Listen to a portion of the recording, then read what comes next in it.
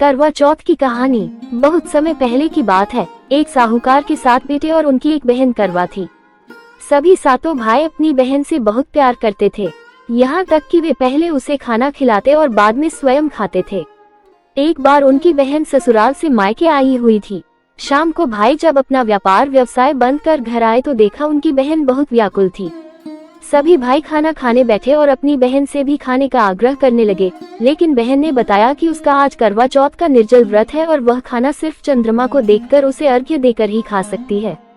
चूंकि चंद्रमा अभी तक नहीं निकला है, इसलिए वह भूख प्यास से व्याकुल हो उठी है। सबसे छोटे भाई को अपनी बहन की हालत देखी नहीं जाती और वह दूर पीपल के पेड़ पर एक दीपक जलाकर चलनी की ओट में रख देता है। दूर से देखने पर वह ऐसा प्रतीत होता है कि जैसे चतुर्थी का चांद उदित हो रहा हो। इसके बाद भाई अपनी बहन को बताता है कि चांद निकल आया है, तुम उसे अर्घ्य देने के बाद भोजन कर सकती हो। बहन खुशी के मारे सीढ़ियों पर चढ़कर चांद को देखती है, उसे अर्घ्य देकर खाना खाने बैठ जाती है। वो पहला टुकड़ा मुंह में डालती है तो उसे छींक आ जाती है। दूसरा टुकड़ा डालती है तो उसमें बाल निकल आता है और जैसे ही तीसरा टुकड़ा मुंह में डालने की कोशिश करती है तो उसके पति की मृत्यु का समाचार उसे मिलता है। वो बौखला जाती है। उसकी भाभी उसे सच्चाई से अवगत कराती है कि उसके साथ ऐसा क्यों हुआ। करवा चौथ का व्रत गलत तरीके से टूटने के कारण देवता उससे नाराज हो गए हैं और उन्होंने ऐसा किया है।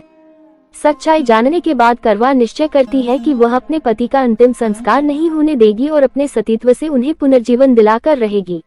वो पूरे 1 साल तक अपने पति के शव के पास बैठी रहती है, उसकी देखभाल करती है। उसके ऊपर उगने वाली सुईनुमा घास को वह एकत्रित करती जाती है।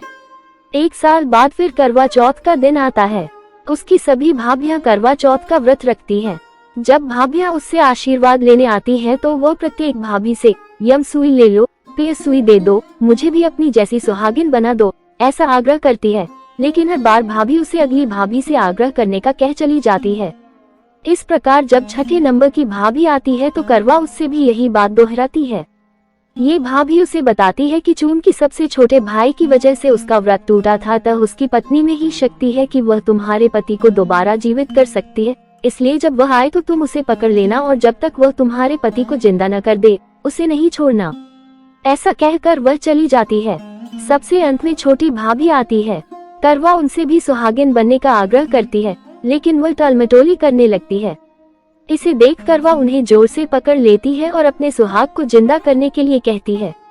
भाभी उससे छुड़ाने के लिए नोचती है, खसोटती है, लेकिन करवा नहीं छोड़ती है। अंत में उसकी तपस्या को देख भाभी पसीज जाती है और अपनी छोटी अंगुली को चीरकर उसमें से अमृत उसके पति के मुंह में डाल देती है। करवा का पति तुरंत श्री गणेश कहता हुआ उठ बैठता है। इस प्रकार प्रभु कृपा से उसकी छोटी भाभी के माध्यम से करवा को अपना सुहाग वापस मिल जाता है। हे श्री गणेश माँ गौरी, जिस प्रकार करवा को चिर सुहागन का वरदान आपसे मिला है, वैसा ही सब सुहागिनों को मिले।